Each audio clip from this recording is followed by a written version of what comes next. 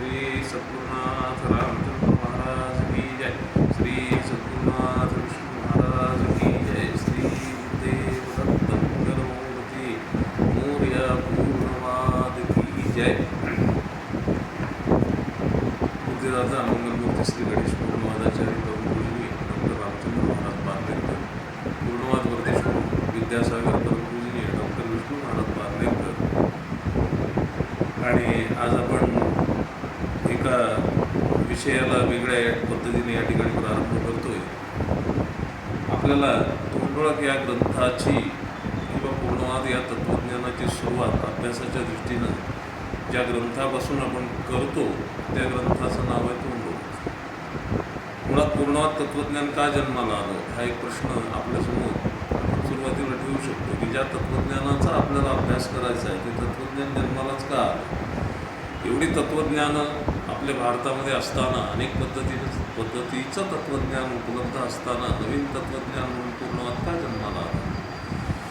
तर वर्तमान काळामध्ये माणसाला या सभ्यतेच्या कचाट्यामध्ये वाढलेल्या सभ्यतेच्या कचाट्यामध्ये मनासारखं जीवन जगता येणं हा अतिशय महत्त्वाचा भाग. आणि फार शब्दच्छल न करता एक गोष्ट आम्हाला लक्षात ठेवायची की तोंडोळक हा पूर्णवादाच्या सगळ्या ग्रंथांमधील पहिला ग्रंथ आहे. आणि तोंड आणि ओळख असे दोन भाग पडतात वगैरे हा सगळा नंतरचा विषय आहे. पण सुरुवातीला ही कशाची तोंड ओळख आहे तर सगळ्यात पहिल्यांदा आपण जर विचार केला की माणसाच्या जीवनामध्ये काय गरजेचं आहे, सगळ्यात महत्त्वाचं काय, गरजेचं म्हणण्यापेक्षा सगळ्यात महत्त्वाचं काय, माणसाचं जीवन हे त्याच्या दृष्टीने सगळ्यात महत्त्वाचं आहे. नंतरच्या गोष्टी त्या पद्धतीनं दुय्यम आहे, पण सगळ्यात महत्त्वाचं जर काही असेल तर त्याचं जीवन आहे. हा ग्रंथ आपल्याला काय देतो आणि या ग्रंथातून आपल्याला काय मिळतं याची थोडीशी ग्रंथ जर आपण उघडला तर त्याच्यामध्ये काही मुद्दे दिलेले आहेत. त्या मुद्द्यांचा आपण सगळ्यात पहिल्यांदा विचार करू. एक गोष्ट आपण लक्षात ठेवायची की हा ग्रंथ हा परमपूजनीय महाराजांनी लिहिलेल्या ग्रंथामधला ग्रंथ नाही. तर हा जी काही शिष्यांची आणि परमपूजनीय महाराजांची प्रश्नोत्तरं झाली त्या प्रश्नोत्तरांचं संकलन श्री महाराजांचे ज्येष्ठ शिष्य श्री दपा जोशी यांनी केलं आणि हा ग्रंथ निर्माण झाला. हा प्रश्नोत्तरातून महाराजांच्या बैठकीमध्ये काही जीवनातून काही प्रश्न आले लोकांच्या आणि ते प्रश्न त्यांनी विचारले आणि विचारल्यानंतर जी काही उत्तरं महाराजांनी दिली ती संकलित करून या ग्रंथाची निर्मिती झाली. सगळ्यात पहिल्यांदा आपल्या जीवनाविषयी बोलताना आपण संतांकडून अनेकदा ऐकले की सगळ्यात महत्त्वाचं जीवन आहे. कसं महत्त्वाचं आहे, नरदेह दुर्लभ जाणारे असं म्हणतात किंवा नरदेहाचे जाणे सच्चिदानंद पदवी घेणे एवढा अधिकार नारायणी कृपावलोकने दिला असं संत शांतिब्रह्म एकनाथ महाराज म्हणतात. त्याप्रमाणे जीवन हे माणसाला लाभलेलं वरदान आहे आणि ती माणसाच्या हातातली एक आहे, फार हाताच्या बाहेरची गोष्ट नाही आहे. परिस्थिती जरी माणसाच्या अधीन नसली तरी त्या परिस्थितीवर प्रभुत्व मिळवून आपल्या मनासारखं जगता येणं मात्र माणसाच्या स्वाधीन असणारी गोष्ट आहे. आणि म्हणून हे जे वरदान आहे माणसाला मिळालेलं जीवन हे वरदान आहे आणि ते आपल्या हातातलं आहे. आणि म्हणून आपल्याला या जीवनाचा उपयोग करून ज्ञानप्राप्ती, देवदर्शन, सर्व सुखांची प्राप्ती, ऐश्वर्य या सगळ्या अगदी परमेश्वरापाशी असणाऱ्या षड्गुणांची प्राप्तीसुद्धा आपल्याला करून घेता येते, देवापर्यंत आपल्याला जाता येतं असं असणारं हे जीवन आहे. तेव्हा या जीवनाचा उपयोग करून आपण हे सगळं मिळवू शकतो. तेव्हा माणसाला दोन प्रेरणा मात्र या निसर्गदत्त मिळालेल्या आहेत आपल्याला पूर्णवाद सांगतो. आणि सगळ्यात महत्त्वाची प्रेरणा जर कोणती असेल जी परमेश्वराने माणसाला दिलेली आहे ती म्हणजे त्याला जगावंसं वाटतं तेव्हा जगणे ही जी प्रेरणा आहे ती निसर्गदत्त आहे किंवा देवाने दिलेली आहे. आणि त्याच्यावर झालेला महत्त्वाचा संस्कार म्हणजे मनासारखं जगणे. आणि या ज्या दोन महत्त्वाच्या प्रेरणा आहेत या प्रेरणांच्या आधारावर माणूस आपलं जीवन कृतार्थ करण्यासाठी वाटेल ते करू शकतो. मग कृतार्थ करण्यासाठी काय करावं संतांनी सांगितलेला एक मार्ग आहे आणि त्याला त्यांनी परमार्थ असं परमार्थ. परमार्थ या शब्दाचा अर्थही फार छान आहे की परम अर्थ, अर्थ म्हणजे साधन आणि परम म्हणजे अत्युच्च कोटीचं जे साधन आहे. म्हणून संत म्हणतात की आपलं जीवन जे सगळ्यात महत्त्वाचं आहे ते कृतार्थ करण्यासाठी परमार्थ करावा. परमार्थाने आपल्याला काय मिळतं, देव भेटतो, मनासारखं आनंद आनंदाने जगता येतं, जीवन कृतार्थ होतं, असं संतांनी आपल्याला सांगितलेलं. तेव्हा अशा या परमार्थामध्ये आम्हाला एक महत्त्वाचा गुण सांगितलेला आहे. ज्या गुणाची प्राप्ती करून घेणं किंवा जो गुण असणं ही परमार्थाची सगळ्यात पहिली पायरी सांगितली. आणि तो गुण म्हणजे स्वात्माभिमुखता, स्व आत्मा अभिमुखता. याचा अर्थ असा आहे की आम्हाला स्वतःला अभिमुख होऊन स्वतःमधल्या गुणदोषांचा विचार करणे. माणूस जगाला खूप ओळखतो पण स्वतःला ओळखतच नाही. जेवढा जगाला ओळखतो तेवढा स्वतःला ओळखत नाही. तेव्हा आपल्या स्वतःला समोर ठेवून आपल्याला अभिमुख होऊन आपण आपल्या गुणदोषांचा विचार करायचा आणि गुणांची वृद्धी करायची आणि दोष कमी करायचे. तेव्हा स्वात्माभिमुखता हा परमार्थासाठी आवश्यक असणारा अत्यंत महत्त्वाचा गुण आहे. मग देव, ईश्वर, परमेश्वर हा पाहिजे कशाला, हा एक महत्त्वाचा भाग आहे की आमचं जीवन कृतार्थ करण्यासाठी देव पाहिजे, ईश्वर पाहिजे, परमार्थ पाहिजे. म्हणून पाहिजे कशासाठी तर त्याचं कारण असं आहे. म्हणून एक सूत्र साधं आपल्याला पूर्णवादाने दिलेलं. ते सूत्र जर आपण आपल्या समोर ठेवलं तर आपल्या लक्षात येईल की देव कशाला लागतो. तर देव लागतो तो याच्यासाठी लागतो म्हणून एक सूत्र जे दिलेलं आहे की प्रयत्न अधिक देव कृपा बरोबर यश. माणसाच्या जीवनामध्ये प्रयत्न आणि प्रयत्नाला देवकृपेची जोड जर दिली तर आपल्याला काय करता येतं.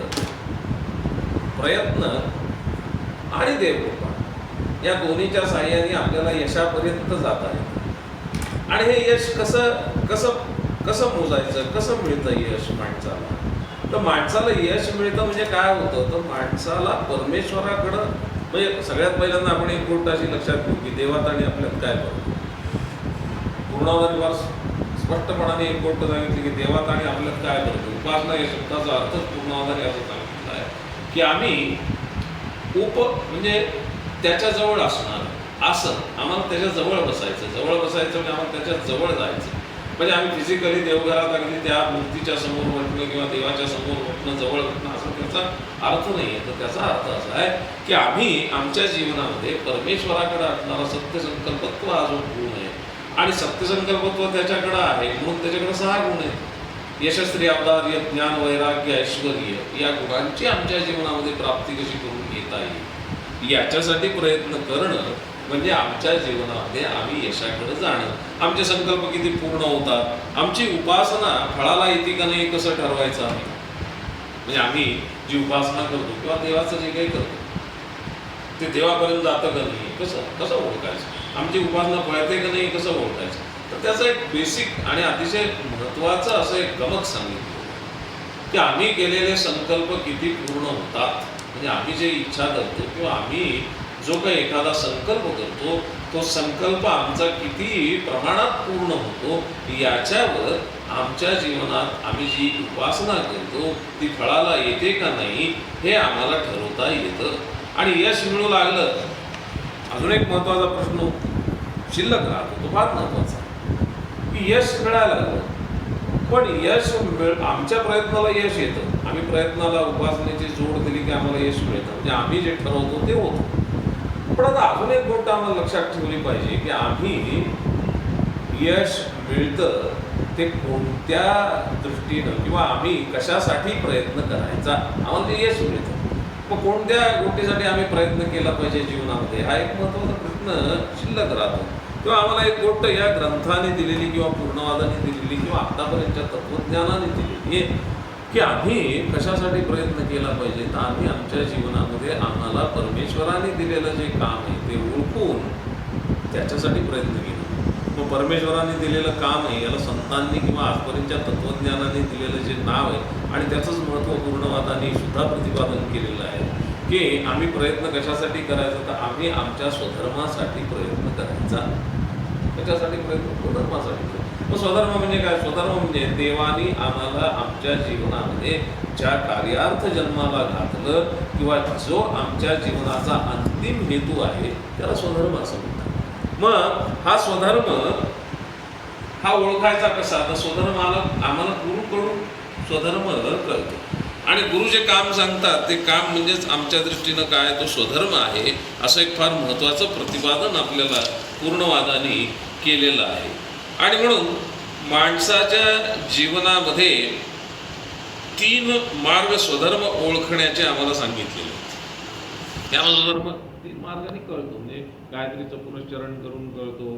आम्ही समाधी लावली तर समाधी उतरताना आम्हाला ज्या काही मातृका दिसतात त्याच्याप्रमाणे आम्हाला स्वधर्म ओळखता येतो. पण सगळ्यात महत्त्वाचं आमच्याकडं आजच्या काळात, आजच्या सभ्यतेला अनुकूल असणारं एक साधन फार महत्त्वाचं दिलं आहे की स्वधर्म ओळखण्यासाठी आम्हाला एकच गोष्ट महत्त्वाची ती म्हणजे आम्ही गुरुकडे जावं आणि गुरु जे आम्हाला जे काम सांगतात तोच आमचा स्वधर्म आहे असं आम्ही लक्षात घेऊन त्या स्वधर्माच्या पूर्तीसाठी आम्ही प्रयत्न करणं आणि त्या प्रयत्नाला ईश्वराच्या कृपेची उपासनेच्या माध्यमातून जोड देणं आणि आम्ही आमच्या यशापर्यंत जाणं.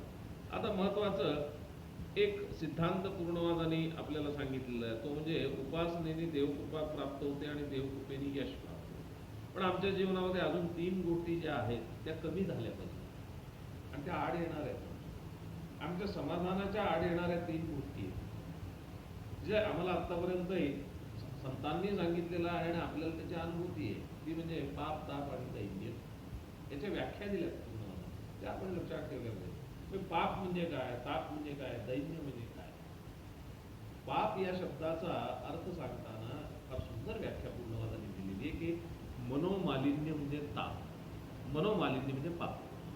मनोमालिन्य म्हणजे पाप. मनोमालिन्य म्हणजे काय, मनोमालिन्य म्हणजे ज्या आपल्याच कृतीने आपल्या मनाला मालिन्य येतं, निराशा निर्माण होते, त्या कृतीला काय म्हणतात, पाप असेल. ताप म्हणजे काय, माणसाला काम करायचं, कर्म काम तर केलंच पाहिजे माणसाला आणि काम करायचा शीण माणसाला येतो म्हणून कामाचा वाटणारा शीण म्हणजे ताप. आणि दैन्य म्हणजे काय, अजून एक गोष्ट माणसाच्या जीवनात कसं होईल, काय होईल याची चिंता, उद्या माझं काय होईल. म्हणून ही चिंता नसणं, कामाचा शीण नसणं किंवा मनाला मालिन्य येईल अशी कृती आपल्याकडून न होणं, याचा अर्थ असा आहे की आमच्या जीवनामध्ये पाप, ताप आणि दैन्य कमी होणं. मग हे कसे होतात त्याच्यासाठी 3 मार्ग पूर्ण फार छान झाले. आमचं पाप जर कमी व्हायचं असेल, पाप, ताप आणि दैन्य. ताप कशाने कमी होईल, दैन्य कशाने कमी होईल. आम्हाला आध्यात्मिकाने आमचं पाप जे आहे ते कमी होईल. आम्ही आमचं शरीर जर बळकट असेल, आम्हाला कर्म जर करायचं, कर्माचं महत्त्व कळलं आणि आम्हाला कामाचा उत्साह वाटायला लागला म्हणजे आमच्या मनातलं ताप कमी होतं आणि आमच्या जीवनातलं दैन्य म्हणजे उद्या कसं होईल, काय होईल हे कमी होण्यासाठी आम्हाला एक महत्त्वाचा मार्ग मिळाला आहे, तो म्हणजे उपासना. उपासनेने आमच्या जीवनातलं दैन्य कमी होतं आणि म्हणून या 3 गोष्टी कमी करण्यासाठी 3 मार्ग आम्हाला दिलेले आहेत. तेव्हा देवाच्या कृपेची अनुभूती आम्ही घेतो तेव्हा साक्षात्काराचे 3 प्रकार आपल्याला पूर्णवादाने सांगितले की आम्हाला 3 प्रकारांनी साक्षात्कार होतो. एक त्याच्या स्वरूपाचं प्रत्यक्ष दर्शन होतं, दुसरं म्हणजे आम्हाला त्याच्या कृपेची अनुभूती येते, म्हणजे आम्ही जे काही प्रयत्न करतो त्या प्रयत्नाला यश मिळतं आणि तिसरी गोष्ट म्हणजे आम्हाला त्याच्या दयेची जीवनामध्ये अनुभूती मिळते. आता कृपेची अनुभूती आणि दयेची अनुभूती या दोन्हीमध्ये काय फरक आहे, फार महत्त्वाचा फरक आहे. आम्हाला साक्षात्काराचा जो काही विषय स्वरूप दर्शनाचा तो आमच्या जीवनाच्या दृष्टीने फारसा महत्त्वाचा नाही, आमच्या जीवनाच्या दृष्टीने महत्त्वाचा आहे तो त्याच्या कृपेची अनुभूती येईल. कृपा या शब्दाची एक सुंदर व्याख्या सांगितली जाते की कृपा म्हणजे काय, कृपा म्हणजे कृती पालनार्थ लागणारी शक्ती म्हणजे कृपा. कृती होण्यासाठी जी शक्ती आम्हाला परमेश्वराने दिली पाहिजे ती शक्ती म्हणजे कृपा. आणि दया म्हणजे काय, आम्ही एखादी गोष्ट कृती न करता सुद्धा आम्हाला प्राप्त होते ही परमेश्वराची आमच्यासाठी असणारी दया आहे. आणि म्हणून या 3 पद्धतीनं आम्हाला आमच्या जीवनामध्ये त्या परमेश्वराची अनुभूती घेता येते आणि या साक्षात्काराने व्यक्तिभावाचा विकास होतो. हा फार महत्त्वाचा सिद्धांत सांगितला की व्यक्तिभावाचा विकास होतो म्हणजे काय, हा साक्षात्कार येत गेला, आमच्या मनासारखं घडत गेला, आम्हाला त्याच्या कृपेची अनुभूती येत गेली, आम्हाला दयेची अनुभूती येत गेली की व्यक्ती म्हणून मला जे काही वाटतं ना तो व्यक्तिभाव माझा जो आहे, माझ्या स्वतःच्या अस्तित्वाची मला जी जाणीव आहे ती आमची बळकट होत राहते आणि त्यामुळं काय होतं, स्वयंनिर्णयाची माणसाला पात्रता येते. फ्री विल ज्याला म्हणतात, मी माझा निर्णय घेऊ शकतो काय करायचं. आणि हे कशाने होतं, हे परमेश्वराच्या कृपेच्या अनुभूतीने माणसाच्या जीवनामध्ये होतं. असा एक महत्त्वाचा सिद्धांत आपल्याला या ठिकाणी पाहायला मिळतो. आणि म्हणून सगळ्यात शेवटी एक फार महत्त्वाचा सिद्धांत सांगितला पूर्ण 2 दोन प्राप्ती सांगतो आम्हाला. कोणत्या दोन सिद्धी सांगतो? एक, आम्हाला इच्छेप्रमाणे म्हणजे आम्हाला आमच्या इच्छेप्रमाणे जीवन जगता येतं. आणि दुसरी गोष्ट अशी की आमचं मरण मंगलमय होतं. मग मरण मंगलमय कोणाचं होतं? मरण मंगलमय त्याचं होतं ज्याला मनाप्रमाणे जीवन जगता आलं. आपल्या इच्छेप्रमाणे ऐच्छिक जीवन लाभ आणि मरणभय निवृत्ती अशा दोन सिद्धी पूर्णवादाने सांगितल्या. ऐच्छिक जीवन लाभ म्हणजे मनासारखं जगता येणे आणि मरणभय निवृत्ती म्हणजे मरणापासून निवृत्ती कुणीच देऊ शकत नाही, ती मिळत नसते. मरणाचं जे भय वाटतं माणसाला, मी मनसोक्त जगलो, मनासारखं जगलो असं ज्याला वाटतं त्याला मरणाची भीती नाही वाटत की आता जगून झाला, आता मी मरायला मोकळा झालो असं देवाला सांगता येतं. इतका अधिकार माणसाला प्राप्त होतो. आणि या परमेश्वराच्या उपासनेतून आणि स्वतःच्या केलेल्या कर्मातून ही प्राप्ती माणसाला होते. आणि म्हणून माणूस हा कशाचा अधिकारी होतो? माणूस हा त्या जीवनाला आपल्या मनासारखं जगून आनंदी करण्याचा अधिकारी म्हणून होतो. असा हा पूर्णवादाचा जो सिद्धांत आहे.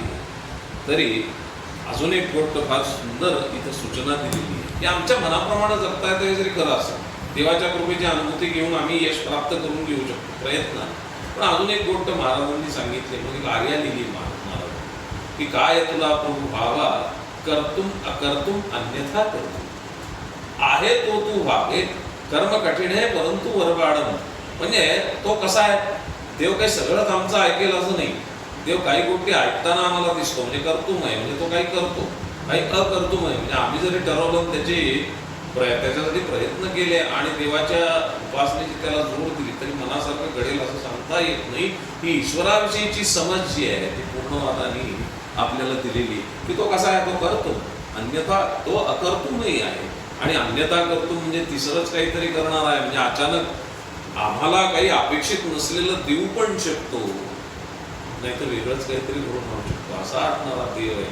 परंतु तो आमच्यासाठी कर्तुम व्हावा, म्हणजे आमच्या मनासारखं करणारा व्हावा. याच्यासाठी ज्या तत्वज्ञानाची निर्मिती परमपूज्य डॉक्टर रामचंद्र महाराजांनी केलेली आहे त्याला पूर्णवाद असं म्हणतात. आणि पूर्णवादाचा हा जो पहिला ग्रंथ आहे याच्यामध्ये अनेक पद्धतीनं आपल्याला जीवनाची ओळख करून दिलेली. ही जीवनाची तोंड ओळख आहे. आणि परत पुढे मग परिचय, परिसरात, संपर्क, संघर्ष या मीमांसा ग्रंथातून आम्हाला पूर्णवादाची जास्तीत जास्त ओळख होते, म्हणजे आमच्या जीवनाची ओळख होते आणि मनाप्रमाणे जीवन जगता येतं, ऐच्छिक जीवन लाभाची प्राप्ती होते. असा आठणारा पहिला ग्रंथ परमपूज्य महाराजांचा तो म्हणजे तोंड ओळख, ज्याची आपण थोडक्यात ओळख करून घेण्याचा प्रयत्न केला. झालेली सेवा परमेश्वरांच्या आणि परमपूज्य महाराजांच्या चरणावर आपण करतो आणि या ठिकाणी थांबतो. पूर्णवाद की जय.